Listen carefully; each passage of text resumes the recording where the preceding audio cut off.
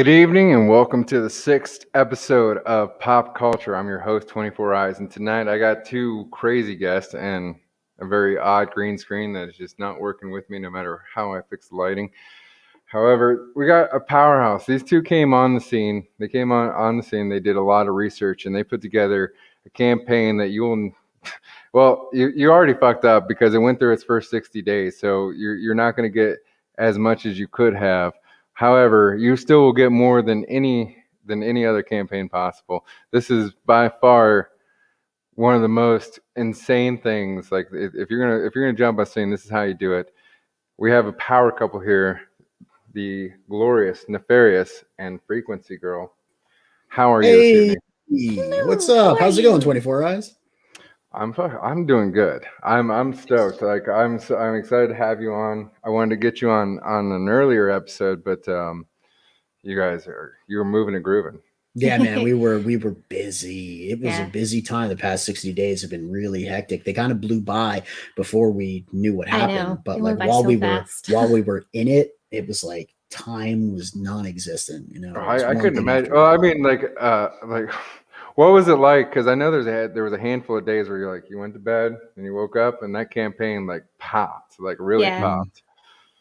It was kind of cool. We had some people who were following the campaign who would message us overnight because time zones are different. When it's night here, sometimes it's daytime over there. So we had some fans overseas who would see the numbers jump and they would message us and be like, "Hey, you hit this milestone. So what are we getting next?"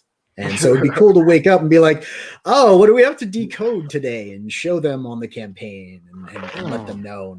But the thing is, it's not just the decode. There was, what'd you do? Like, you did stretch goal every when you did the launch, there was release packages for the campaign on several different shows. Several different shows. So you could have got if you just wanted to back the book during that time frame. You could have got just that package, or you could have backed the big box and got stacked with all of them. All the secrets. Absolutely stacked. Everything. Yeah, all the things. And it's going to turn out that there are more things than we planned for all the things. There were supposed to be 10 prints. There's now 11. There might be a 12th. So we're going to do two special in demand. Well, one special in demand drop. Yeah, because the timing got thrown off. One of the artists wasn't able to finish what they were doing because they had their own campaign. Because they had their own campaign right at the right time, and we weren't supposed to be doing any special classified intel mission briefings after the campaign ended, but we have one that we really want to do, so we're just going to do it and have that perk available for 24 hours when we do, and then we're going to toss that print in the box with everything else. But the real stunner, I think, for everybody was the fact that we did stretch goals every $1,000, all the way to 20,000. Nobody does that. Like nobody does anything like that, and all the way to actually 20, one of my beefs with the bigger creators is because they are going to they do have the campaigns where they're going to have the extra funds to easily put little goodies in, and they'll be able to buy them in the rate or the amount that would be really cost effective. But they'll be like $15,000 and you get a sticker. Like I can get stickers off Sticker Mule for like $3. Bruh, I gave you 14 at once. Exactly. There's a tier that unlocked for 7 chibi stickers of the pilots and their mechs. So you got 14. Oh, right and then there. we unlocked the special 16, one that added up to that. So now it's 16 stickers. But yeah, the thing is, like, those bigger channels, or I should say those bigger creators, they're kind of feeling the pulse of what's going on in the scene too, because there's a lot of people who just want the book, like I talk to Eric McIntyre all the time, Eric El Guapo, the most handsome Eric, and he is always ribbing me about how much junk is coming in his box, because the standees, the stickers, the pop socket, the challenge coin, all that stuff to Eric, it's just junk and it's going to go in a drawer.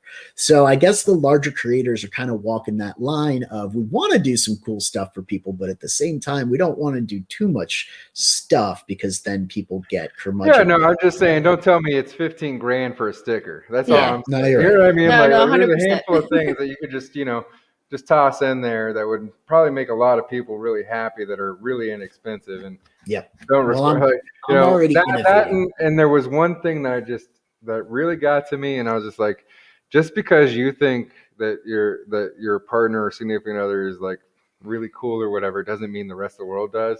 And therefore I think it's kind of like weird and odd to have a card that features that person, unless they're actually on stream or something with you, like they're a featured person, you know, in the community. I think it's you weird. mean like the trading card sketch card thing? Yeah, trading card sketch card. Like I don't want a trading card sketch card of your wife if she's not actually like part of the community and doing. Yeah, I hear that. That is, although like if she's lore, you know, like if she herself is lore, then I get it. Yeah. Depends on the lore. Depends. It has to be good lore. I don't know, like Mel B fulfilled everything for Okay, Bancroft's that's campaign, right? Like if we had a Mel B trading card, I would be all right with that. Like Yanzi is Shane's counterpart. The show. Yeah, but Yanzi also is like the stream host, and exactly. She's Shane's counterpart, so I could totally dig that because she does show up on stream, but she's also like she's a savage on Twitter. Have you ever seen Yanzi post on Twitter? Yanzi fucking it's like ridiculous. She rips people apart. I love it. I love watching her go to town. It's like, you work, girl. Oh, so if you check out the thumbnail of this particular stream, you'll see cover B here. Is that your favorite? Rob Willis? Well, it's one of. It's not necessarily, but it would like, you know, kind of worked with the colors and everything else that was going on in the thumbnail. Yeah, good deal. But it's a fierce cover. But like that's the thing, you can buy each one for like $50. This is still a steal. You get the extra book, but in the middle print. But the thing is, like all you had to do was get the big box. Yeah, get the big box. The big box is the best value. Get the big box because the big box is $150. Mm-hmm. There are 1, 2, 3, 4, 5 covers. Right. 5 covers. Yeah. 5 times 5 is 25, right? Yeah. Actually, there's 6 in the collector's box because there's the wraparound cover that you can only get there, and then you also get the main book too. Yeah, and you get the dog tags. You know what? People are going to be so angry when this unboxing happens. When this unboxing happens, you know what I mean? Because I'm going to do one because I got this might be my first unboxing because I got the big box and I got the supplemental pack and I can't. That's wait. the plan. The plan for this was when you do the unboxing, if you got the big box, you're going to get this thing in the mail that's over a foot long and like 10 inches wide and 3 to 4 inches thick and over 8, almost 9 pounds. So you're going to get this package where it's just like, good God, what could possibly be in here? And you're going to lay it out and it's just going to come with all of these goodies that unfold across the table. And the box itself, that collector's box, can be that nice, sturdy, strong cardboard material, and you're going to unpack each of these comic books and these metal prints, and it's just going to go all over the kitchen table. It's going to soak up all that space. It's going to be so big that you have to stand on a ladder with your phone to get a good shot of that, you know, that carpet that you unboxed on or that kitchen table, because you won't be able to contain it all in one lens. So I'm super excited for that, for people to start getting everything and unboxing Pretty much what you have here is the battleship of the G.I. Joe play sets. Yeah, man, that's it. Yep. You got all the cool stuff. Do you remember that? That was like pretty much the sickest G.I. Joe toy to ever. Like it's probably the sickest toy to ever exist because it's a play set that literally is the size of a coffee table. Mm-hmm. I had the one that was the stealth bomber, and it was like oblong oval, and it had this trigger in the bottom, and you could pull the trigger and like the wings would come out. Oh, that's cool. And it had little like at the time, because it was like, you know, the 80s, they were like smart missiles, but they had like cruise missiles at the time, and they actually had like wings that would come out, and you could pretend that they were like, you know, flying and cruising. Oh yeah. So I had the Barbie and the Rockers van. That was like, I think, the coolest playset. Oh, I had the Ninja Turtles van. Yep, I didn't have like the G.I. Joe toys. That was one of my friends. He was a little bit older than me, but he had like a lot of the jets and a lot of the vehicles and stuff, and almost all of the G.I. Joes. I did have the He-Man. Yeah, I was gonna say He-Man carrier. Did you have the He-Man carrier? The little like the bone thing where you like stick your He-Man into it? No. I had the Castle Grayskull playset with the slime. Do you remember the slime that you used to put in and it would ooze out the front? Yeah. I had the She-Ra castle. And oh yeah, the Shirikuts. You know what I didn't know It was until like purple. I was way older is I didn't know that those extra He-Man characters were She-Ra characters or whatever. I just like had a bunch of these like toys that was like, oh, these are all He-Man. And then, Dude, no joke. The She-Ra characters were well put together. Yeah. They were well posed. And they all had Their like cool little accessories were things that they dope. did. I remember Bo with like his heart. You could make his heart beat. Like he had a little button in his back, and like the heart would come up to the little clear. That's thing. I was a little player when I was little because I'd have some She-Ra dolls of my own, and I'd be like, "Hey, ladies, we're gonna play He-Man. Do you want to come and play with these She-Ra dolls with us?" And we're gonna sort of like get a little bit of co-ed action going when we're hanging out on the school playground. Always That's leveraging. probably- You always had you were always on top of the deal. It's true. Man, how I can only imagine how Sessions a Doctor went with you back in the day. Well, I did have a pretty hefty very thorough retainer. examination. Oh, so if you like this project, people are basically what you told people was if you like a bunch of these things from our childhood, a bunch of these different shows. If you like Gundam, Exo Squad, GI Joe, if you're like into some pretty sick movies, you're into that general range, you should enjoy this book. And I think it looks pretty sick. Like I was like, Mech Warrior was a thing when I was in high school. Freaking Gundam was like I knew a little bit about a Gundam because I had a friend that was from a foreign exchange student, or well, not a foreign exchange. His dad was a foreign exchange worker, so they had a house here or whatever. But like. It's pretty nice to be able to like open up a book and like read something familiar, because it's not existing in the mainstream anymore, and it's kind of an issue. Like you just there's like I don't even want a political like message. I don't want anything. I just want to be able to like open a book and just be like, is this a normal book? Will I recognize it? Is it familiar to me? I think that that spirit of entertainment is definitely something people crave. If you look at the first season of Stranger Things, I think you can see it. Because before like you knew anything was going on with Stranger Things, before any of the politics set in, before any of like the people made Stranger Things their own, it was just a Netflix series about some nerdy kids playing Dungeons and Dragons in their basement and encountering an upside down world with monsters and a young girl who was a psychokinetic, and it was just freaking cool. Yeah.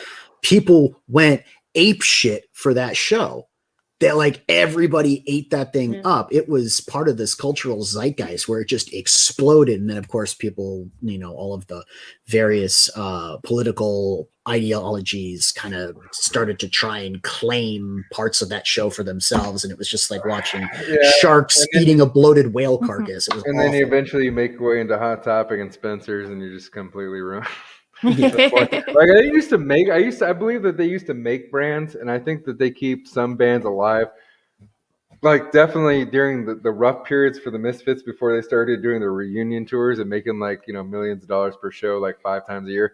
Before they did that, and Danzig was on his own and Jerry was out there trying to tour a band called the Misfits.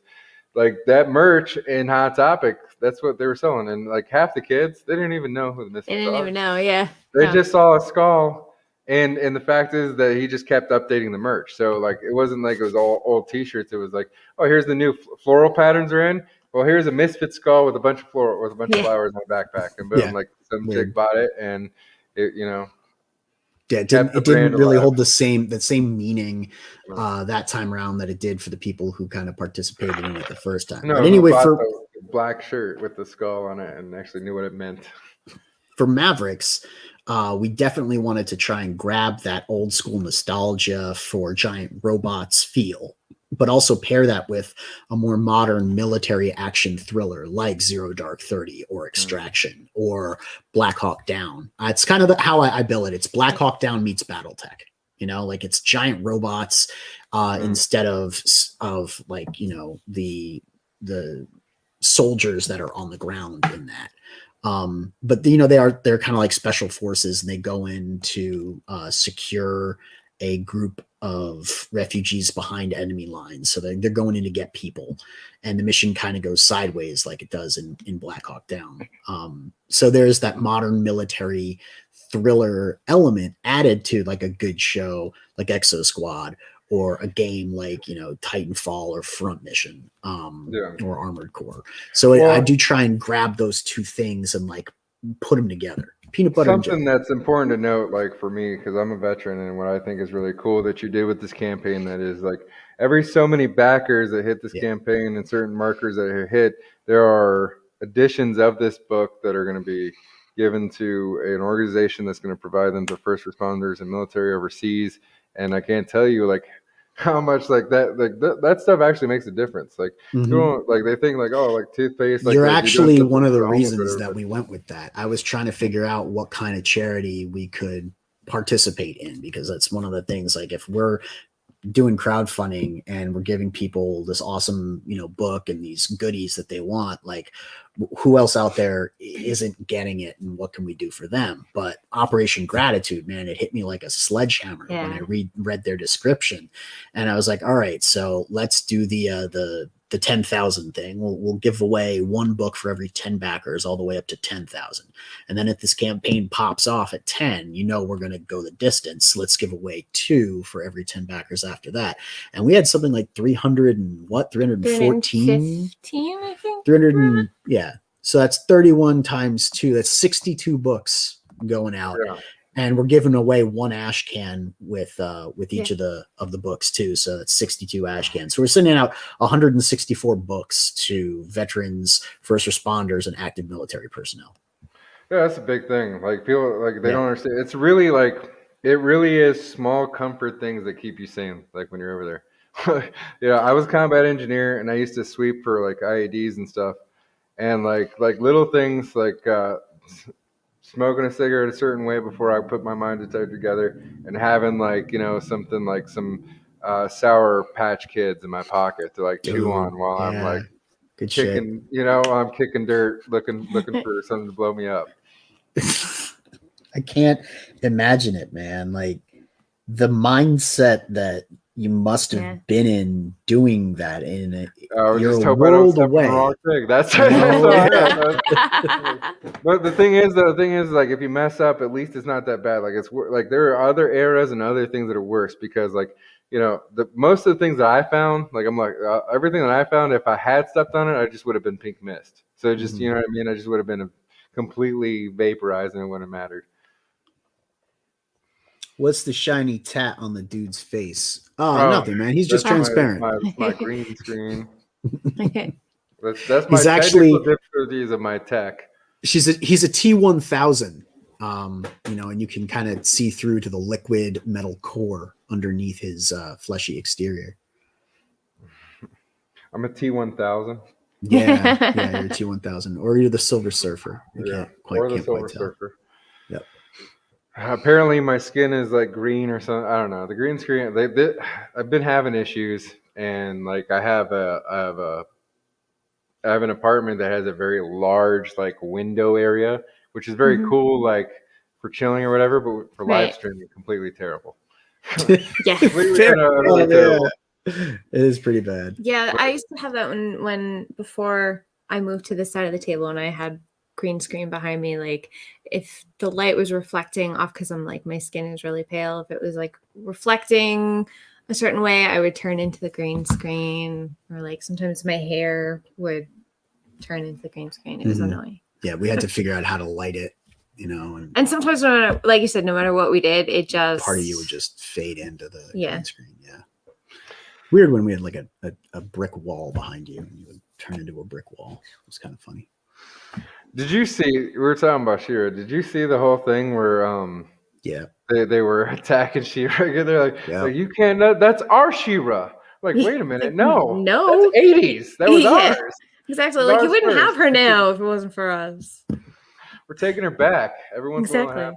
She was made to sell toys. That was just like humans. You know what? Though? You know what I mean, though. But at least that was like good American capitalism. No, yeah, I didn't mean it. Indoctrination. You know what I mean? Like mean there it in a was bad there way. was it was the Man, self. like- I meant like it was very 80s. I love Transformers, man. That was wouldn't that happen was now. an action figure scheme right there. You know, so was what they did to the Ninja Turtles. You know, Eastman and Laird had a great comic, and then they were like, you know Did what? you I see think we that can sell they're pizza remaking and old plastic toys? with this. But it was great. We loved those things. We were raised on it. The majority of the cartoons in the 80s were exactly that. It was like a vehicle for merch, and I was all about it. I'm gonna live You know what's forever because I insane ate is so many Power Twinkies. Rangers. Power Rangers is probably the only thing beyond like 80s stuff that has like an ongoing community that's like a toy show kind of selling property. That there's some channels I found by accident when I was just like looking through different nerd stuff or whatever, and they're just like doing whole episodes on like there's 20 different like seasons of Power Rangers I didn't even know existed. Like so, I was like, wow, I was like, oh, there's a deep lore, and they're like the Sixth Ranger versus this Sixth. I was like, god damn, wow, they're really breaking it like down, getting into it. But I was like, you know what? At least that exists. You know, at least that there is this thing, and like there's people that really appreciate it, and it's lasted long enough that there is 20 versions of it. So, you know, hopefully SJWs won't be able to ruin it. Yeah, I don't think that the Zentai scene will ever die. Zentai heroes, you know, like Power Rangers. Oh, we got Ollie in here. What's up, Oliver? Hi, Ollie. How's it going? Oliver Harsey from 656 Studios. He's got to be one of the coolest guys around. Wears sunglasses after dark, kind of like you, except his don't turn him into a metal man. He's so cool that he can be on stream with B-Rose and still retain his coolness. Yeah, right. That's nearly impossible if Phoenix is there with him, but Ollie somehow manages to do it. Oh my goodness, dude! GI Joe's, Ghostbusters. I'm trying to think like what else it was. There was a hand. There's I don't feel like there's that stuff for our kids. You know what I mean? Like for kids now. Sure. And I feel like that they're being robbed. And so like what I've been doing is like actually trying to go around and find like original copies of DVDs and put them in a collection of the most original version of whatever I can get. Trying to find shit that's not edited, not fucked with. Yeah. I saw something. I don't remember what it was because, man, my memory is just full of holes.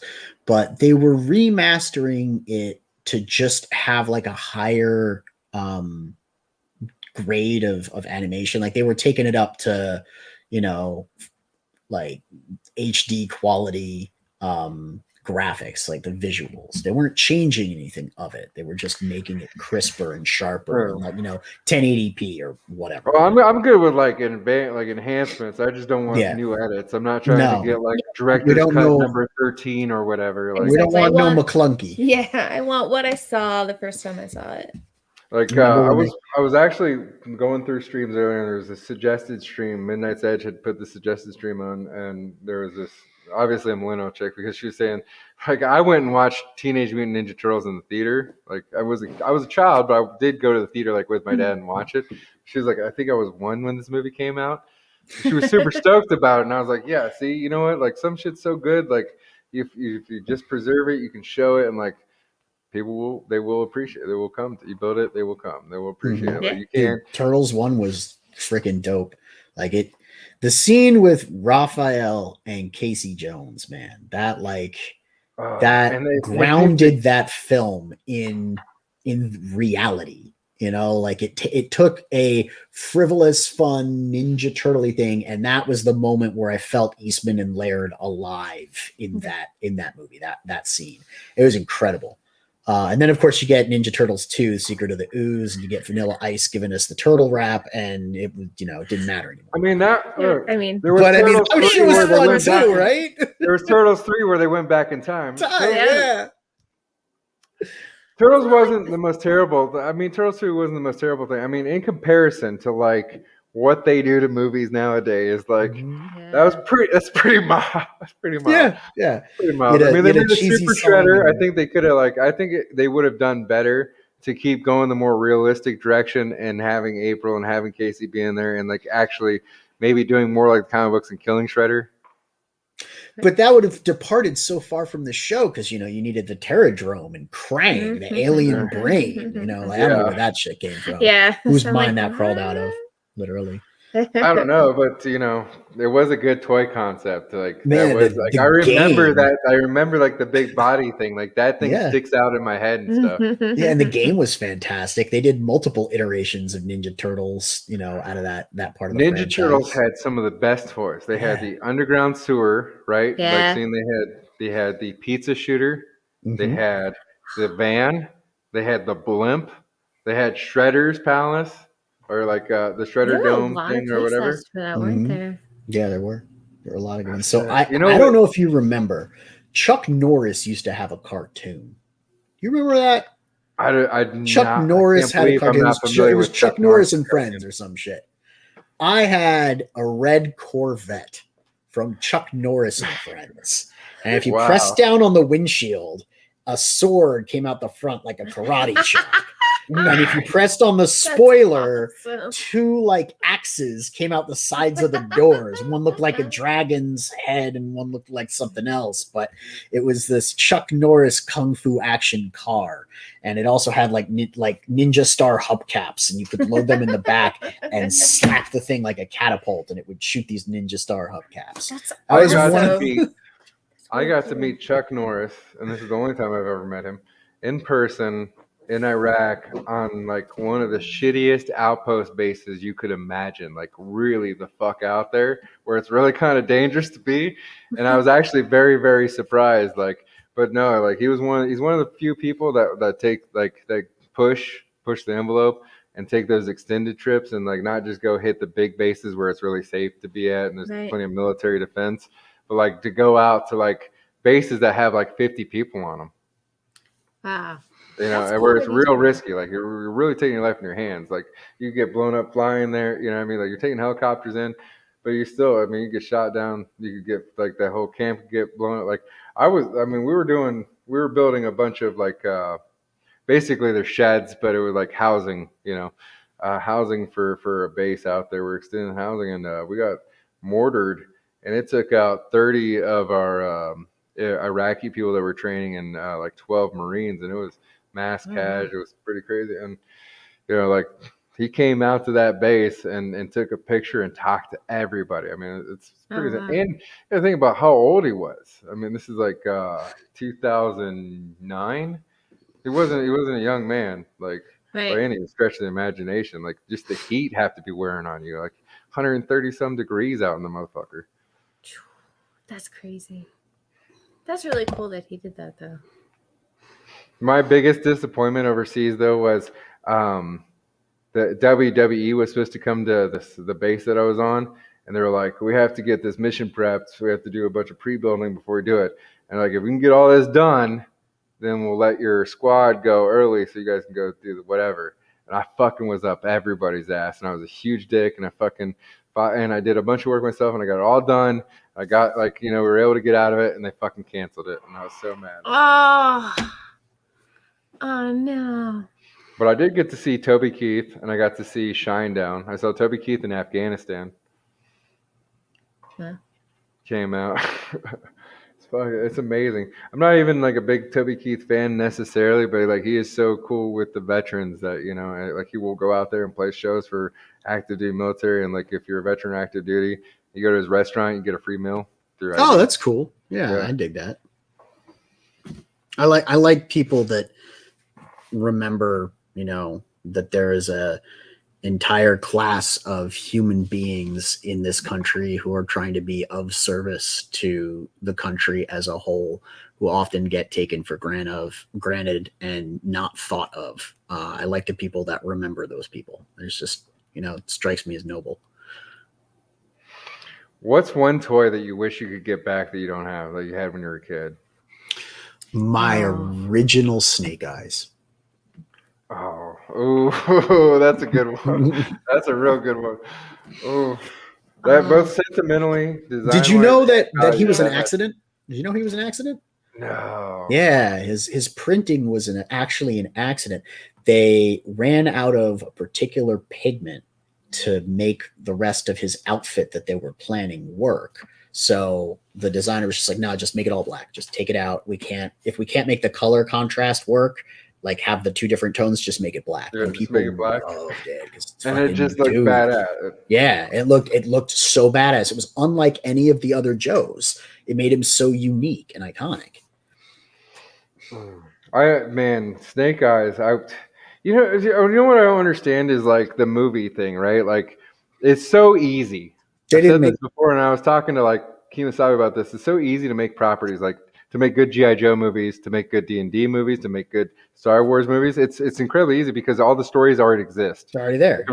The profit margin's already been figured out. You literally, all you have to do is like pull up. Oh my god, it's timeout static void every once in a while. Anyways, you literally like. No, I forget what I was doing.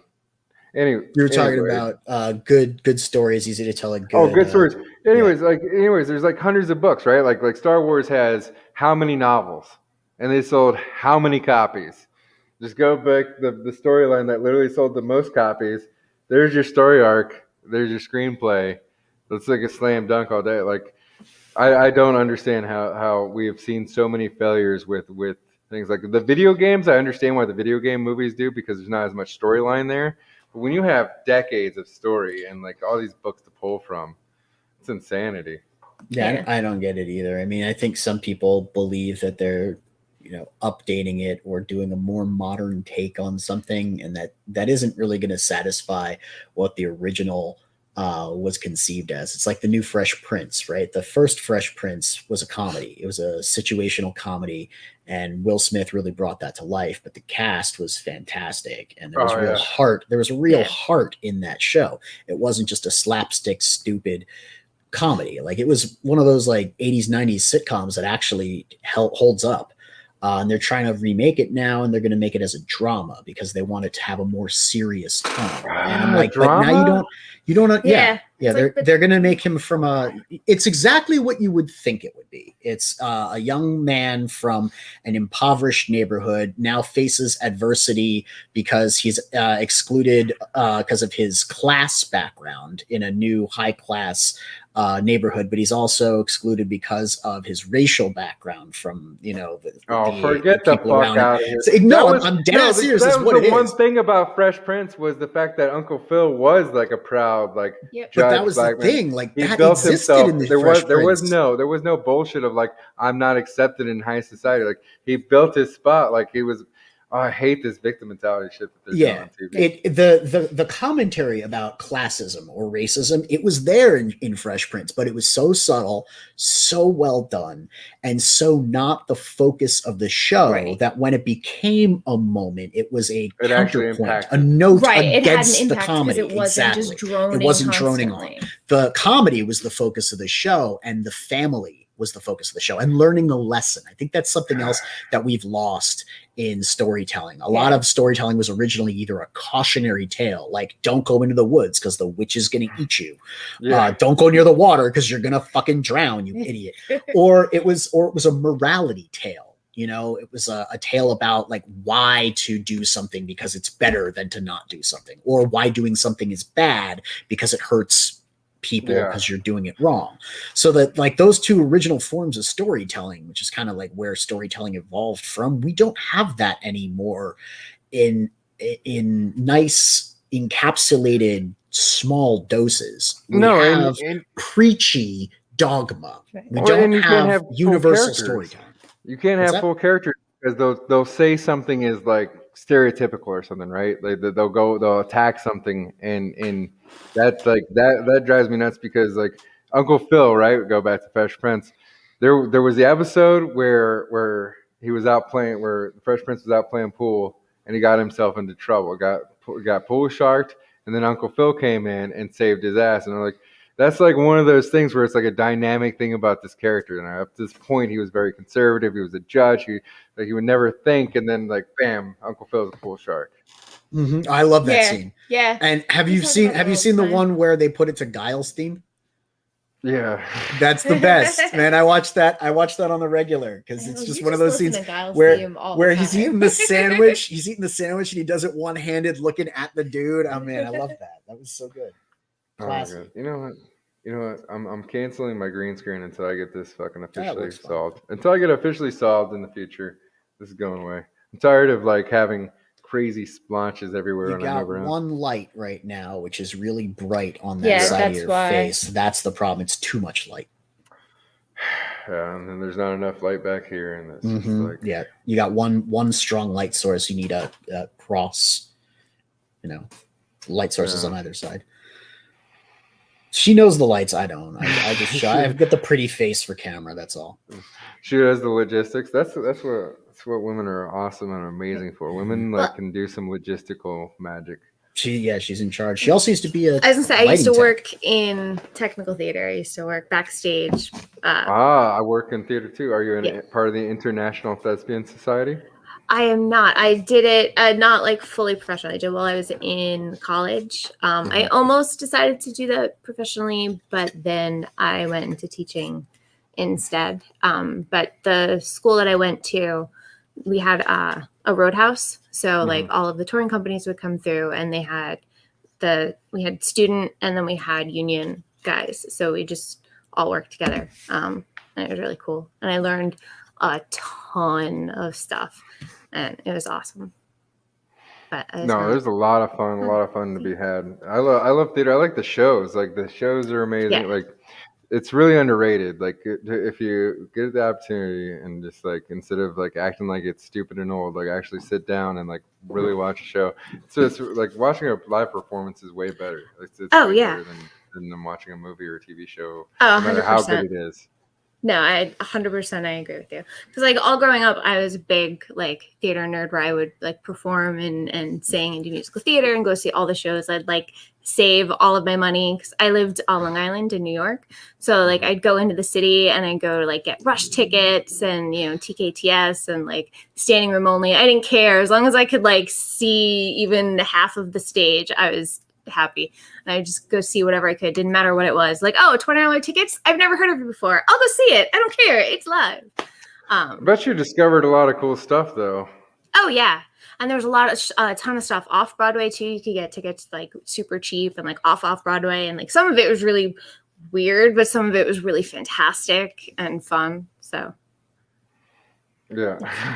Theater is like a wild thing. People act like everybody in theater is like super nerdy, but what I found out is like it's like actually like a pool of very artistic and freaky people. Oh yeah. I like to get talented too, with weird talents that come in useful later. Things you wouldn't like think that they can do. Oh goodness. Is there a production that you ever worked on that like you were like super stoked about, like that you were really in love with? Man, you could think it. Sorry, I couldn't hear you because Aaron started talking at the same time. So Was there a production like a production that you were really stoked about, that you were really into? Yeah. Oh yeah, there was one that I performed in, or one that I worked or performed, like that you were just like very like you were just like, whether it was like you were proud of like the scenery, or if you were in it and you're like, this is amazing. So that's hard because there's so many. I think personally for me, at least for like technical theater, I was really proud of myself the first time I got to design lights for a show. So it was a concert, it wasn't a full show, but it was the first time I got to do it all on my own. And it was for Audra McDonald, who is like one of my most, she was like my idol when I was in high school. So the fact that I got to meet her and I got to work with her, and she has a phenomenal singing voice. She's just an amazing person. And I got to like sit there and go through her rehearsal and like take notes, and like she would talk to me and be like, well, what color do you think we should do for this song? And we talk about like the mood of the song, and because I knew Broadway stuff, so I knew the songs that she was singing, so we're like, oh yeah, and the theme of this, and like we're just going back and forth and like coming up with ideas. And that was just really awesome, and I felt really proud that I was able to do that they trusted me to do it as a student, and that I also was able to have that conversation and rapport with one of my idols, and she turned out to be super cool. There you go. Oh, how was it? What was that like actually getting to talk to her and stuff? It was awesome. I mean, she's just like super cool, down to earth, super sweet.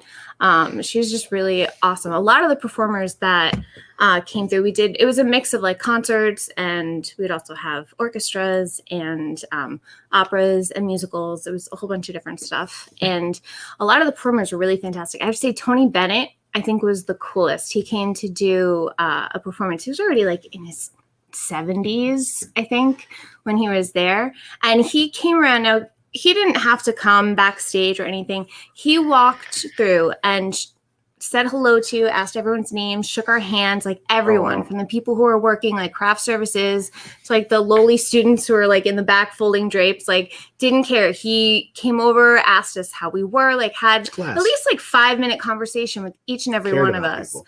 And then I was working the spotlight, so I was out in the house and I had double muff headphones on, and they cut his mic. Now it's a full drape proscenium, so it's a lot of curtains, so it dampened sound. Yeah. And, you know, they had all of, you know, the orchestra there playing with him. He sung with no mic. I could hear him out in the house with my headset on. Like, that's how powerful his voice was, all by himself. And the dude's in his 70s. And I was like, wow, that is amazing to me that he has that powerful of a voice to fill this huge, huge theater. Like, hundreds and hundreds of seats, if not thousands. I don't know the exact count, but like huge theater. And I could hear him all the way in the back, no microphone. That was just crazy to me. I'm like, wow, that's impressive. Yeah. That is pretty crazy. That's pretty cool. I mean, I got to do some stuff like I did theater, and I did the melodramas and stuff in the local theater like area or whatever. And I did a little bit of stuff when I was in college, but at that point, like I just wasn't active enough, you know, and everything to. Yeah. But one of the cool things that we did like our high school was like very, very on top of it or whatever, and our high school did so well that like they actually took a bunch of us and sent us to a neighboring high school that had like a very small class of very few people, and had us, because they didn't have a teacher, just to like run the class for them over there and run like their theater program with them. Oh, that's cool. So that was a lot of fun, a lot of like good times, getting to go out to like different conferences and stuff and meeting people like all around. That's always an amazing thing, like cool skill, all the things that you can learn and stuff. So those things were always a lot of fun. Yeah. Dude, I can't tell you how many times I played theater games with my students too when I was teaching, because it was just like they loved it and it was so much fun. It was easy to adapt it to like teaching. So you're like, all right, we're just going to do this theater game and you're going to think it's awesome and you're going to learn something and it's going to be fun for me too. So wins all around. Theater games are amazing at parties. There's nothing like playing freeze when you're hammered. And there's like 15 people that are willing to jump in and participate. Yeah, I like the trust fall one. That's a theater game, right? That's a theater game. Yeah, you can fall down and you. It's like this is not my Neff's like, this is not my part of the pop culture. I did a little bit of theater stuff. I didn't you did. You did something in college. You were, I don't remember what the name of the show is, but I remember you showed me the video. Oh yeah, that was a student project though. That it was a one-act play, but I was also really good. I feel like Neff is the kind of guy that would have some kind of like, he did some kind of stage show where he was like naked for part of it. Or No, it was like medieval or something. It was like it was King John the grammatically correct. It was funny. It was the writer's actually really talented. He's a really, really good ear for dialogue. You know, talented guy. But it was a goofy little production that we did in like the Black Box Theater. I forgot that you were Snoopy. I wanted to be Sally Brown when they did the revival of You're a Good Man, Charlie Brown, and they added Sally with her song. Oh, I really wanted to be Sally. I never got to play Sally though. You know, Annie once though. You know what I think that I wish they would bring back to movies and stuff is more practical effects and stuff, because I think that's like why this, aside from storyline stuff and whatever, you can say whatever about Jar Jar Binks. The reason why I really do like the original 3 Star Wars movies is because it looked more realistic. Like when they went in the bar, it looked more like they actually walked into a bar. There's something about the CG that's just too fake. With the puppets, even though it's like cruddy or whatever, it makes it more realistic. That's why when you did like the remastered of 4, 5, and 6, of New Hope, Empire Strikes Back, and Return of the Jedi, when they did the remastered one and they added like the CGI Jabba the Hutt moving along, it didn't look right. Yeah. It clashed with the practical effects because Jabba was big fucking puppet. His CGI part didn't look good. The puppets are amazing. I love like all the stuff with Jim Henson, but like, man, that's something.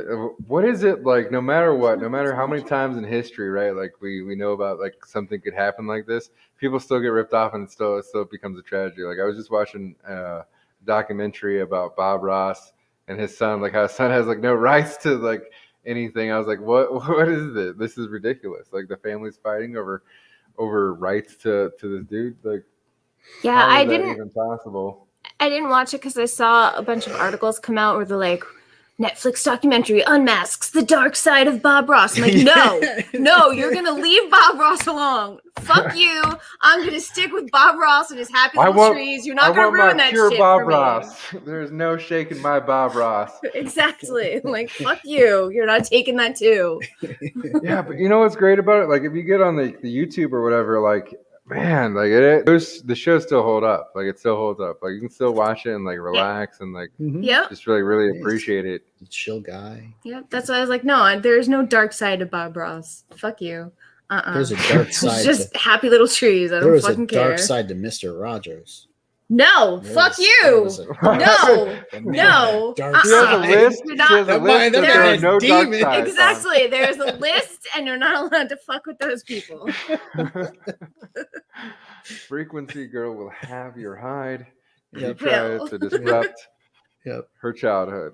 Exactly. Certain aspects of it. There's just, you cross the line. You can't say anything about Henson either. No. Yeah, she'll fucking kill you if you start talking shit about Jim Henson. Dude, I remember like crying. She I has remember the being original in school. Fraggles around here somewhere. They're over there. I remember like finding out the day that I found out that Jim Henson died. I remember I cried like hysterically, and then I got really angry when I found out he died of like pneumonia and he wouldn't go to the doctor. And it was pretty much Disney that killed him. It was literally them dragging him around all over the place trying to negotiate this deal that like put him in his grave. I was so mad. Like if you just went to the doctor. As bitter. That's the other. No, but like the Muppets are great. There was a lot of good humor. Like, that's another thing that I'm so mad that they have to like carve up. Like, it just doesn't make sense. Like, they just don't get it. They don't understand that like you can't create something intelligent, fun, or whatever if there's not like some kind of freedom to it, like some kind of factor to it, like free form that this character could do something that you may not feel like they you have would to trust do the creator. Yep. You have to trust the creator that the creator wants to create something good and enjoyable, entertaining, and fun, and not try to restrict them to be like, you can't say this. Yeah, and you can't talk that way about these people. And if you don't like what they did, change the channel, watch something else. Don't watch that episode. Skip it. Fast forward. Well, it's like CGI. You can sit there and try to make it as fancy as you want to, but like that's not real. Like people recognize real, and so like when you have a character that has an unrealistic storyline, then reacts in an unrealistic or talks in an unrealistic way, like nobody's buying it. We're not buying it. That's why it doesn't work. That's why everybody's upset. That's why there's industries that are dying. Right. There's no way to connect with that character, with that storyline, and it's through that connection that you build empathy. Like storytelling is a really powerful tool to like make connections with people and bring them together and find a similarity in a way that you are the same, a way that you connect with them when it's someone that's totally different from you in every other way. But stories have a really powerful way of being able to create empathy, and I feel like we miss that now because we're not creating not we, but like out in popular culture, a lot of the characters aren't whole. They're not real, like you said. You say it a lot when you talk about like pop culture and our culture being American culture. I think that you nailed something on the head when we talk about our superheroes and our fiction. That's our mythology. When they used to talk about classical Greek mythology, that was their belief system. That was the pantheon of their gods. That was their fiction, Our fiction is very much like that. It is what binds us together and unites us as a culture, as a people. Our stories, that is what those stories do. It's why when you read Joseph Campbell and he talks about the hero of 1,000 faces, the hero's journey, and the power of myth, he's talking about all of the different stories out there that are formulaically the same, like Harry Potter and Star Wars, but they have a sense of significance to us as a Western culture that it kind of creates a identity within us. These days, the more modern characters, the identity that they have isn't as deep as that character archetype. It's more skin deep. It's more shallow. It's the I am this, and this. I was talking to Kim the other day about, I was saying, a lot of the characters, they check the boxes, right? Like they're this skin tone, this gender, this sexual orientation, this whatever. Okay, so if it's important for you to have diversity, that's one thing. But tell me that you are an ex-fighter pilot turned smuggler who now works for a crime syndicate, and you've fallen into debt, so they've taken your love interest and they're holding her hostage until you complete one last job for them. Yeah. That's your character. Right. Not your list of caricature elements. Because you know what? There are a million, cis het white guys out there, right? But there's only one Luke Skywalker. You know what I mean? No, and that's I think that's why like manga and shit's kicking everybody's ass, because like anime and stuff is like one of the last bastions where you watch a story and like they challenge certain ideas and stuff. You're like challenge ideas of good and evil. Like, oh, you think that in the beginning of the story, this is the good guy and this is the bad guy, and then you find out like, oh, there's a lot more to this situation. It's layered, it's deep. They're actually, the good guy is actually the bad guy, and the bad guy was actually the good guy to begin with, and you didn't. Did you ever watch Berserk? Yes. That's one of those series, man. That's one of those series that just throws you for a fucking loop at the end. The Egg of the King arc is like it left me speechless. I did not expect that. I did not expect the guy everyone looked up to, Griffith, to turn into this horrific monster that just sacrificed everyone who looked up to him and loved him, and like just do the worst imaginable things. It's suddenly the hero, turns into the villain like that. That's fantastic. That's great storytelling right there. It doesn't have to be anything but that storytelling. But in modern culture, you might hear someone say, oh, that's because he's a straight white guy, that he's evil. And evil is inherent in his skin tone. So it was obvious from the get-go that Griffith was going to betray everyone. And it's like, where do you get this shit?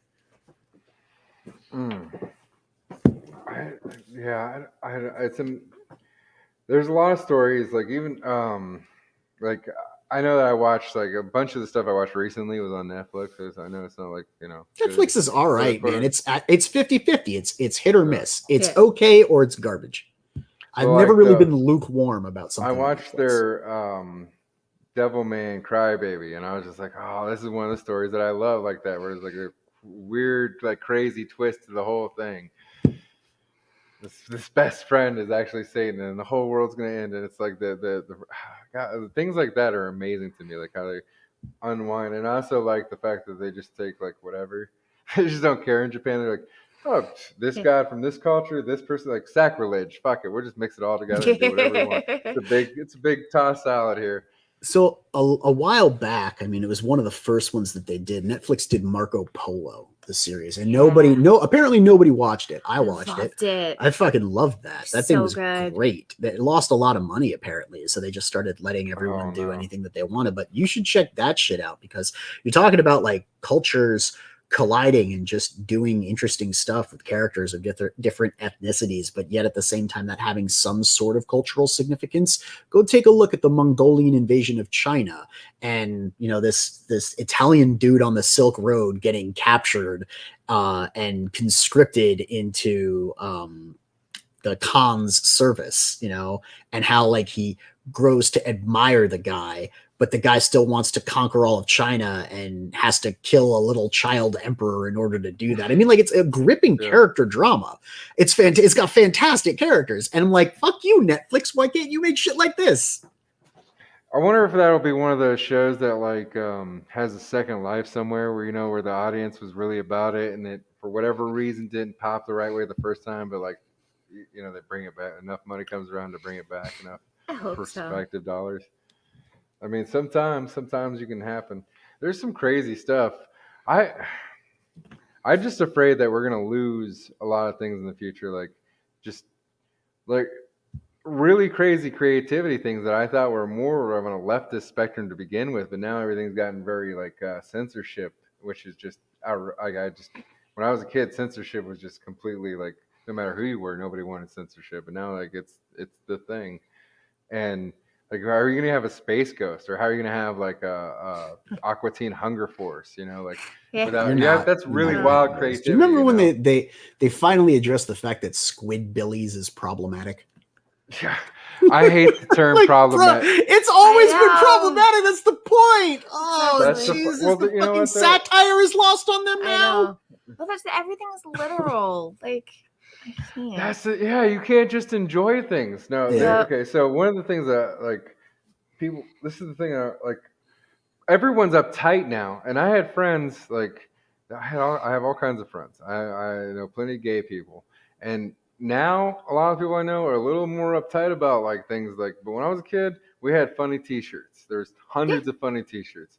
There was T-shirts that were like making fun of McDonald's, like it was like McWheat or something, like billion stone a year. There was like T-shirts that had or McDonald's like with like having to do with strippers or something, whatever. It was like take a popular brand, put something inappropriate with it, whatever. And there was like I had 3 gay friends that had this shirt that was really popular in the 90s and it had the Tricks rabbit on it. It said, "Silly F word, dicks are for chicks." And they wore, what I mean? But you could like people actually had a sense of humor. There was no like everyone was like instantly angry about something or like offended by everything. So I went I wish to- there was that freedom again, like where you could just make jokes, like you could just make like what like you'll never have a lethal weapon again. I think or not lethal weapon, but Naked Gun. Like I just don't see like that kind of humor. Dude, there's a coming lot back. of shit you're not going to get. You're not going to get another Richard Pryor. You're not going to get another George Carlin. Hell, you're not going to get another Louis C.K. They canceled his ass. You can't have the jokes that he has. You're not going to get a lot of the stuff that we had. So what we have to do is come to the realization and understanding that stuff's gone. We need to pack up a nice trunk full of it for future days, so that we have that stuff.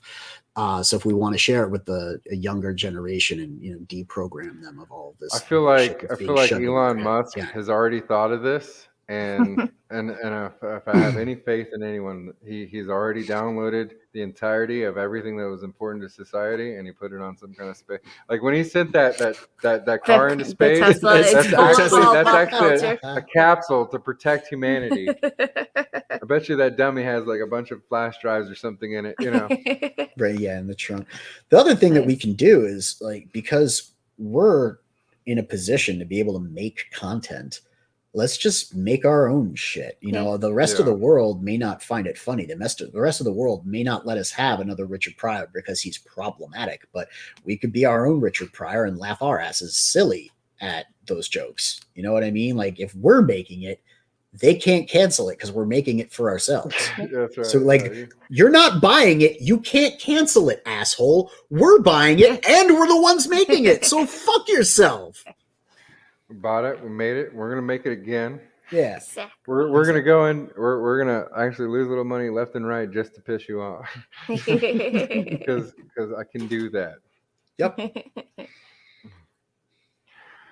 That is one of the amazing things that out of all the things that I found out recently that got taken over was tabletop games, and I just blew my mind. I was like, how did that happen? How do you like take over tabletop? How does that become like an SJW initiative? Like It's the invasion of spaces. It's so like I used to think gatekeeping was bad. I used to think that gatekeeping people from hobbies wasn't nice. It wasn't cool, because if people want to come and enjoy a hobby, especially one that we used to get persecuted for enjoying, then more power to them. Let them come in and enjoy it. But a lot of people came in and they got this sense that because they were able to access it, they could then make it theirs and change it to suit them. And you get enough of those people together on one side of the room, they get a collective voice that overrides every other individual voice in the room. and you give them an inch to shut them up, and you give them another inch to shut them up, and eventually all of the ground is given. That room that you're in has become their room, and it's up to you to change rooms. So you let people into the tabletop community to participate in your game and sit at your table, and they become demanding of conformity. That switch, I'm sure you've seen the meme. It's like, you're keeping us out. You got to let us in. You're so exclusive. Then they come in, they kick you out of your own hobby, and then you make your own space, and they get mad again. What did they like about your hobby? And you know what I mean? Like when you think about Dungeons and Dragons and like the fantasy art, like it's always been masculine men and feminine women. Like it's all right. But the thing was, it was a place that they couldn't go.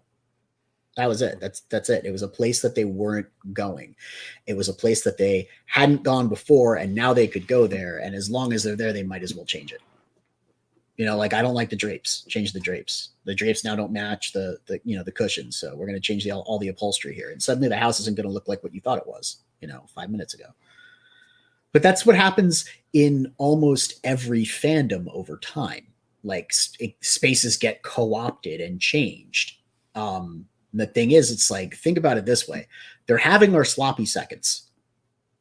Do you know what I mean? We had Looney Tunes. we had Looney Tunes and we had Space Jam. You know what? I feel like that about my ass. But now they're getting our Looney Tunes that we had our way with for like 30 fucking years. We had Looney Tunes, and now they're getting their Looney Tunes, and they're gonna do Looney Tunes. Oh yeah, they're getting good for fucking you, because I'm on to the next thing. I'm making the next Looney Tunes. In fact, Netflix gonna buy my Looney Tunes, and then you can have that Looney Tunes when I'm done making it and selling it. But that's the thing. They're getting what we're leaving behind, and we've got to leave it behind for, I guess, colonizing new pastures. So can I tell a funny my story? thing is like the people that made this stuff in the first place weren't thinking about like trying to preserve anything particularly. Right. They were thinking about creating. They're just making it. Yeah. What's your story? It's kind of off topic, but it's related to Looney Tunes, and I just thought it was funny. So I'm going to tell it. Okay. So I really loved Bugs Bunny when I was little, little, because I used to watch it all the time. And I used to tell my sisters and my mom and my dad that when I grew up, I was going to marry Bugs Bunny, and he was going to come home and say, "What's up, wife?" And I thought that was like the funniest thing. That's the extent of the story. So that's my story. That's the extent of the story. I'm sorry. I know you've heard it last time. That's the extent of the story. I've been around for this party story plenty of times. Yeah, pretty much. Right. I could just zone out from this part, and then people are like, "Oh, great!" And no, that's it. That's the end. I thought it was funny. Okay. I thought it was witty for like a 6-year-old to be like, and he's gonna say, "What's up, wife?" instead of "What's up, doc." It's pretty witty for a 6-year-old. I don't know. I mean, she was thinking about joke structure. I mean, that Yeah. Mm-hmm. Yeah, punchlines and delivery. Yeah, absolutely. Yeah. Did you see what they're trying to do to Jessica Rabbit? Like, it's just not going to happen. There's too much. I have not. I was like, it's only a matter of time until they come for Jessica Rabbit. What are they actually trying to do? Is they can't ruin the original Roger Rabbit movie because they'll never be able to get that deal again. They'll never get Looney Tunes and Disney characters on the same property ever again. That was a miracle. So like at least that's sacred. Like things like that where they just can't, like it's just physically, like it's just will not, the math laws whatever never line up again. Make the deal they can't fuck with. So we will always have Roger Rabbit, and we'll always have the Roger Rabbit Nintendo game, the most impossible Nintendo game to ever play in the world. I don't know if you guys ever had that one. Which one? The Roger Rabbit game? The Roger Rabbit one. I never played it. Fucking terrible. I think I had like one of the like handheld. Was it worse than the ET game for Atari though? I don't think I had that. It might be on the same level. Yeah, that's really bad, man. Because you couldn't walk in that game. You just randomly fall in a hole and die. You know what I loved though? I had Ninja Turtles. Ninja Turtles was sick. A great game. Yeah, it was hard, but it was good. It was rewarding.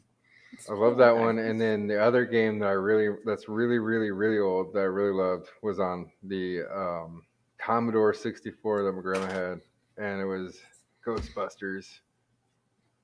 It was. I thought the Commodore 64 was like one of the most lit things ever when I was a kid because my grandma could make banners. You know, back when they had like the and you had to pull off the dot matrix printers. Yep. Yeah, we had Oh, one those when are I was little. great. My sister got it because my sister's like 10 years older than I am. So she had gotten it for like high school or whatever. But I used to play Wizard and was it like Rat Race where you played the little mouse and you had to like go through the maze to get the cheese. Oregon was Trail, cool. another great one. We played that one at Yeah. school. Yeah, That was a that was must a good have. one. I hated Oregon Trail. Did you die of I dysentery? hated Oregon Trail. You died of It's fucking dysentery, terrible. didn't you? Of course I did. Everyone dies of dysentery on Oregon Trail. It's just like I could never progress like past a certain point. It was like, oh, look, dead again. Oh, wait, Matt, made a mistake. Froze to death this time. Oh, fell down, broke my leg, got gangrene, died of starvation. I know. Like, Fuck wait, this you can die of a game. broken leg? What? Oh, our Fuck this school, game. we had a progressive kind of teacher, and not in like the terrible way, but like she got us some other video games. We had SimCity, Sim Life, and Roller Coaster Tycoon. I mean, they all kind of Roller teach you. Coaster They all Tycoon. kind of Did teach you you kill stuff. people on purpose? That was fun. That was fun.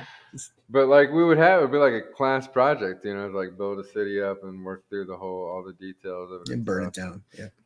That's really cool. Burn it down. Burn it down. Did you ever have Laserdisc instruction when you were in school? So I went to one school that had these weird Laserdiscs, and they had this this like pen tool that went with the Laserdisc like reader or whatever, and it had this book, and it would read the barcodes. You scan the barcode, and it would make something play on the thing, and then you have your lecture portion in the book or whatever. No, I never. That sounds like automated teaching. Yeah, pretty much. I mean, That's weird, man. They're just trying to replace teachers. Yeah, but Laserdisc were supposed to be the future. Remember, like that was like, do you have this movie on? Like I remember that from SLC Punks being like one of the things. Yeah. Of Laserdisc. Do you have this on Laserdisc? Yeah. It's like how do you remember the watched schism between Blu-ray and HD DVD? Yeah, HD DVD was cheaper, and it was Xbox supposed to be the one that won out, but Yeah. man, porn and video games. Well, corporate deals is what killed that, because HD DVD is literally one of those cases like VHS versus Betamax where the better product was beat out because they only had to do a minor retooling to make HD DVDs. They had to do a massive retooling to make Blu-rays. It costs a lot more to do it, and you don't even need as much capacity as they have most of the time. And so, like, if it wasn't for the picture deals of Sony and like Disney crushing HD DVD by signing on to Blu-ray specifically, like I thought it specifically had to do with porn. I thought it was the porn industry that leaned into Blu-ray, specifically because it wasn't going to be HD DVD, and they were going to do their own thing separate from movies. And then movies were like, "Well, fuck it, Blu-ray it is." I know like the mathematics, like it just didn't make sense, like with the tools between the products, like having the new player and stuff. Because like when Blu-ray came out, the cheapest Blu-ray player was a PlayStation 3, and that was like $700. So, Yep. I mean, everything else was like $1,000, and then all the Blu-rays were like $70 almost or something like that. It was something insane. Yeah. HDVDs were great though. I lived by a Fry's. And I was like, I wish it wasn't a dead technology because they had like a fire sale, where when they went under, like when HD DVD like tanked, you went to Fry's. They had every single movie you could ever want, and they were all like $3 a piece. It was like, oh man. But I just sat there and thought, like, if I buy this and I have the Xbox Drive, I'm pretty certain that Xbox Drive will die eventually. And then I'll just be sitting on a bunch of DVDs I can't use. Well, I mean, we just picked up a Sega Genesis. Yeah, we did. For the lulz at the last convention we were at. Okay, so actually, it started with Oliver, who was in the chat momentarily. I went around, I did a stream at the convention where I basically said, hey, I'm going to walk around and look at random stuff, and if you want me to buy it, you tell me. And I'll talk to the vendor about it. And Oliver saw the original Shinobi game for a Sega Genesis, and I wound up buying it. And then I was like, well, now we need a Genesis to play the Shinobi on. So I actually found a really good deal on the Genesis at the last convention, and a bunch of games came with it. So we're going to check that out and maybe stream some Genesis games. See if I can stream that. Genesis is awesome. Genesis was one of my favorites, and in fact, like when I was a kid, one of the things I loved the most was I had the 6-button controller that was an off-brand, but it was like 6-button.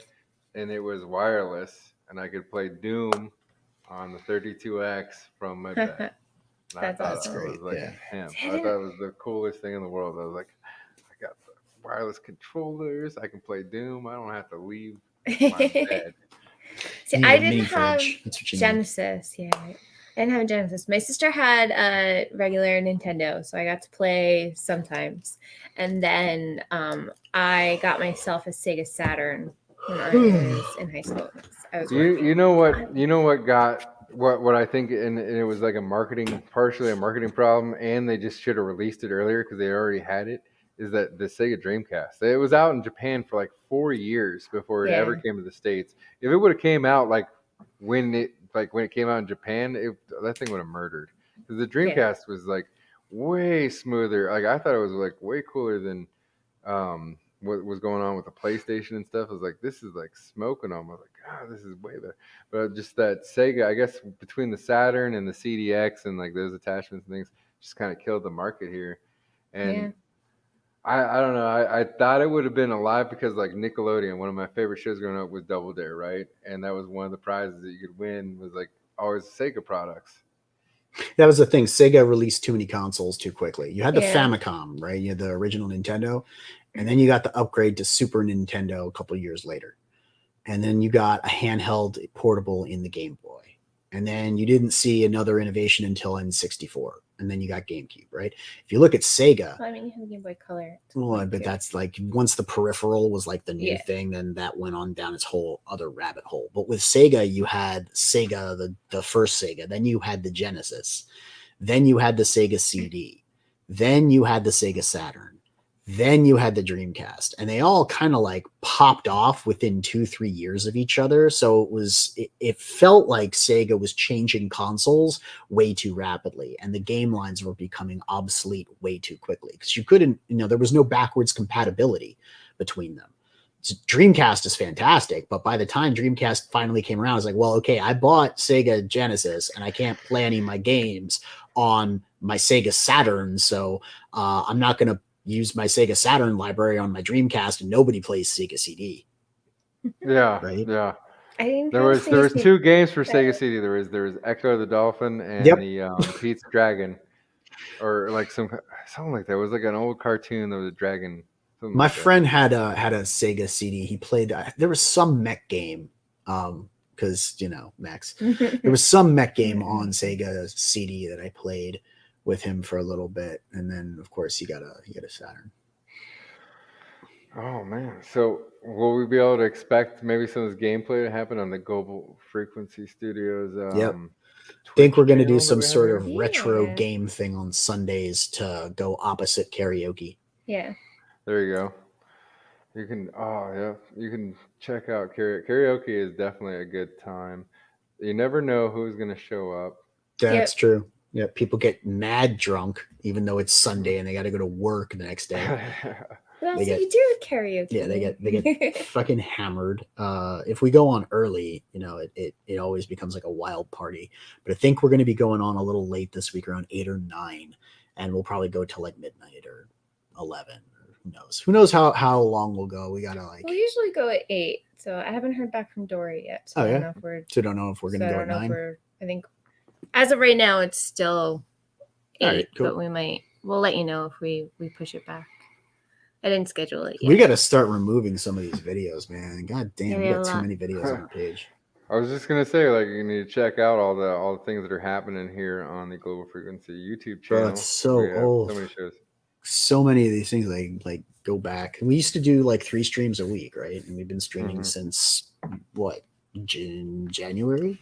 Yeah. December? I think we did our first live stream it was either the day we launched our pre-launch for Mavericks or like right before it in the week where we did like a test. We went into pre-launch in like February. I think, January. Right? January. Yeah, because we popped in July. 21st, 22nd, something like I mean, being in a campaign is definitely going to dig into it. But you guys have also been hitting like the pavement. You've been in the trenches, like out at the cons. Like, a lot of cons. That's a lot of travel and a lot of setup. Mm-hmm. Yeah, it's tiring. It was fun and it was good. It was definitely worthwhile. But especially doing 3 back-to-back, especially because like for Fan Expo, we went up on Thursday, we got home on Sunday, but then we had load in for Kineticon the next weekend on Thursday. So it was like you got back, you had the one day, which is holiday, and then it was like 2 days of work, and then you're back to the convention again. So it was just, in between there, you're making phone calls, you're checking things, you're trying to. And maintaining the campaign and updating it and everything. So it was definitely worth it, but it was exhausting. Well, this is a very detailed campaign, and all the hard work definitely paid off because it's pretty amazing. It's currently at $26,000 before we hit in demand. Now it is in demand. I say hit it while you still can, because like you're not going to encounter a campaign where you have literally a stretch goal every $1,000. You guys got 20 stretch goals unlocked. Yeah, there's 20 stretch goals that are coming with it. I mean, like, God damn, I tried to sell the dude a book. I was selling the dude a book at the convention because we were only selling the preview comics, right? And so I was trying to do the pitch. I was like, okay, so the main book is $20 for 60 story pages, but we've unlocked 20 stretch goals. So really, that's just $1 a stretch goal, and the book comes free. So we're on IndieGoGo at 30,000, but we're also, and just in case people like to back Kickstarter. On Kickstarter instead, we are on Kickstarter, and we have another 5G sitting on Kickstarter with 16 days to go. And again, I would suggest always getting the big box. We got another we have a totally different and nice set of covers on this campaign here.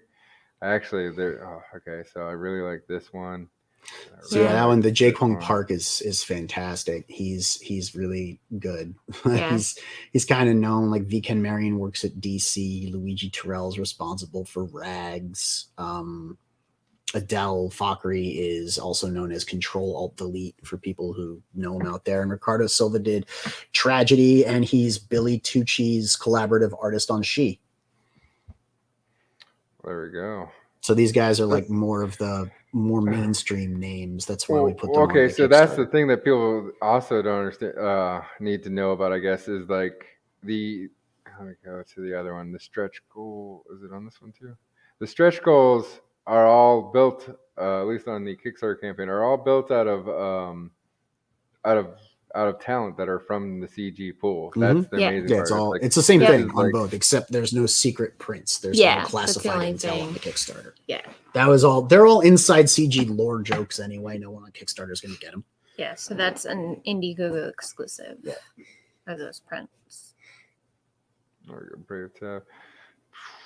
Let's go through real quick. Let's just see. Like, okay, so just so everybody understands, for purchasing the physical copy of the book, just getting this, because this campaign has done so well, you get, where we got stretch goals. Okay, right 1K. Here. We got a print. Standees. This is something I haven't even seen on too many campaigns, and this is pretty crazy.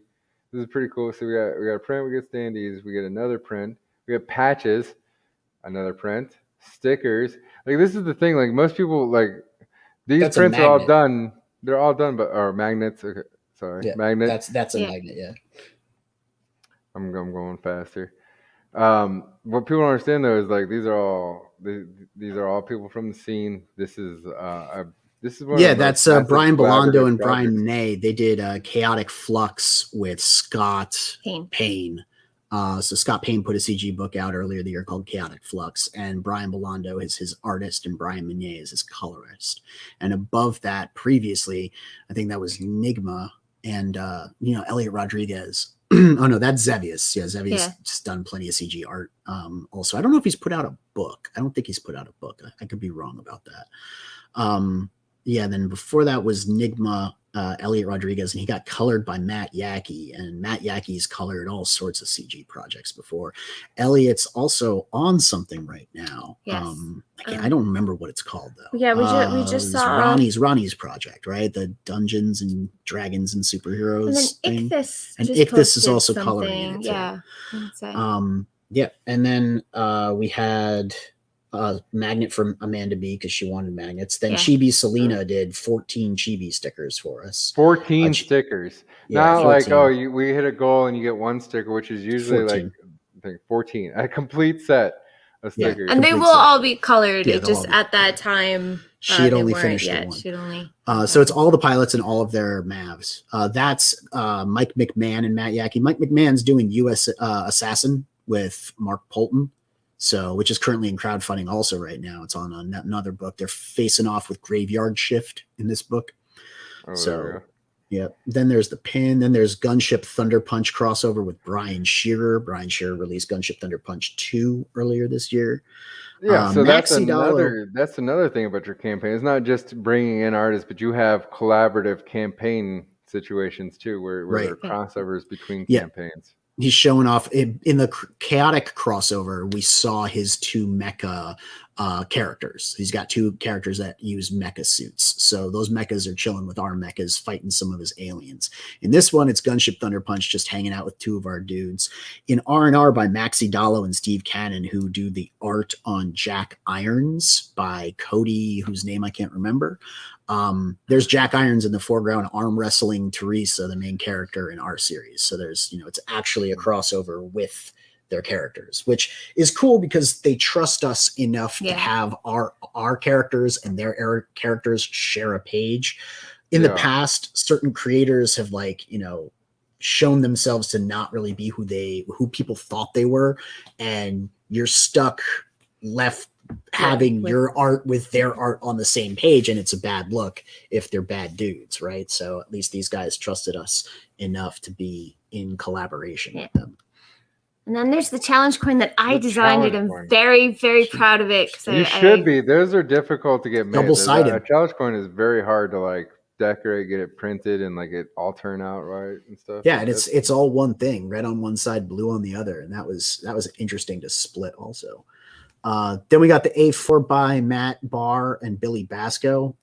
Matt Barr is the artist on Rock and Roll Ninja graphic novel by your boy Zach, also known as Richard C. Meyer, Splato Comics.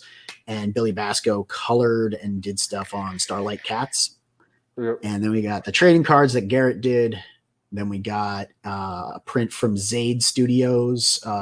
Jeremy Theveno is one of the co-hosts of Art Bros, with Joe Catapano being the other one. And Jeremy actually has done stuff in CG with other CG artists before, but it didn't wind up becoming a book.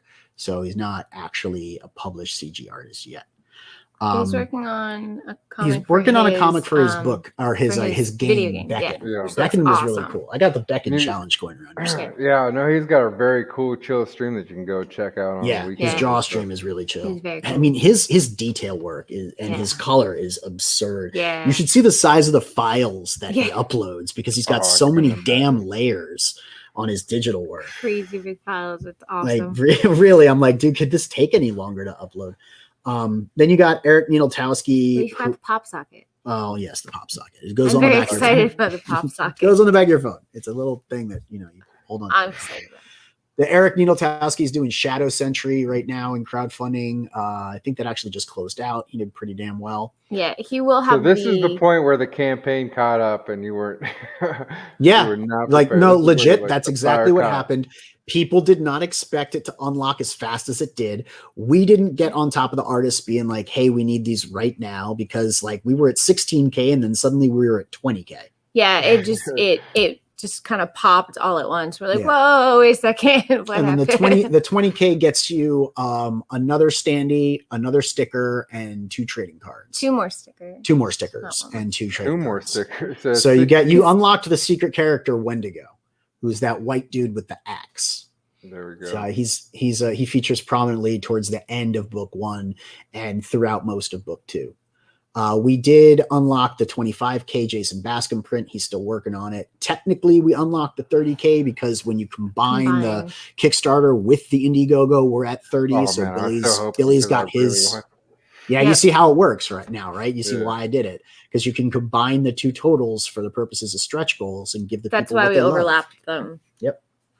So this way we could combine the totals. Mm-hmm. Well, we're still in demand. Yep. We may, it's a limited amount of time because you never know when the project's done, it is done, and when it's out the door, it's shipped. But we still have time to hit that 50 and 100K stretch goal. That's, no, it's facts. Look out if you haven't backed this project, you should back it, and if you have backed it, look out for some secret emails, probably, right? I would imagine some tears are going to be popping up here. Yep, we'll be putting up some sending out some secret links. Mm-hmm. Yep, we'll be sending out another secret link. We'll put it on social media, Twitter, Discord, because you like Discord. Probably Instagram or something. Do you message on Instagram or is it just art? No, you can. Well, you can private message someone on Instagram. Well, because you're like putting out the art for the print, I guess you could. Yeah, but I put the link tree link in our bio, and That's then I put we'll just do it the links on there. Oh, you guys should put that in every YouTube stream too. I like the robot. I'm not super crazy about the whale. The whale's a little cartoony, in my opinion. No, I meant like the link tree should be in your description of every. Yeah, I should put our links up higher. I usually put the guest links, then I put the link for Mavericks just separate on its own, and then I put our link tree. And I should move our links up a little higher, probably. Wow, it's been an hour and 30 minutes. You guys have been great guests. Wow, that went by so fast. Thanks, it was a lot of fun hanging out and chatting. Yeah. No, thank you for coming on. I know you guys have been just whirlwind, and I needed a guest this week. I had other weeks booked, but this guest was kind of this week was sketchy, and so you guys came in at the 0 hour. I actually asked you on stream, so thank you very much for accepting on stream. Yeah, and we got this rock and rolling. We got one up, one down. You can catch Neffarious and Frequency Girl on the Global Frequency YouTube channel, Twitch channel. We have a Twitter. You should definitely back on either platform. Either one, on IndieGoGo or KickStarter or whatever your taste is. Wherever you already have your credit card and put it in. There it is. That's exactly it. That's pretty much my thing. That's literally my thing. Is like I already have IndieGoGo set up. I would have to go over there instead of secret tiers. Just saying, secret tiers. People watch out for the secret tiers. Yep. We have talked about theater. We've talked about G.I. Joes. We've talked about mechs, and we've talked about an amazing comic book. You guys have been great guests, and I really, really appreciate it. Thank you. Thanks so much for having us on. It was a lot of fun. And let's see. What should we play to go out? Play the trailer. Play the trailer? Yeah, we can do that. Play the trailer. Let's go ahead and do that. Trailer's always good. It's a good outro. It's fun trailer. Share. Yeah. Share video. Ooh. Let me share screen, not video. Don't forget to There's all these new features. They've changed a bunch of stuff on here. Like it's throwing me off. Yeah. I haven't quite figured it all out yet. No, every time you think you got it, they change it. War is a topic of vital importance. A subject of inquiry that cannot be ignored. It is a matter of life and death. It can be a road to safety or to ruin. In an alternate version of our world, brought to the brink of total collapse, rival nations fight for global domination, and elite pilots in futuristic combat suits wage war on the battlefield of tomorrow. Now, 6 brave soldiers on a seemingly routine rescue mission will encounter more than they bargained for and uncover a dangerous secret that could change their world if they live long enough to see it.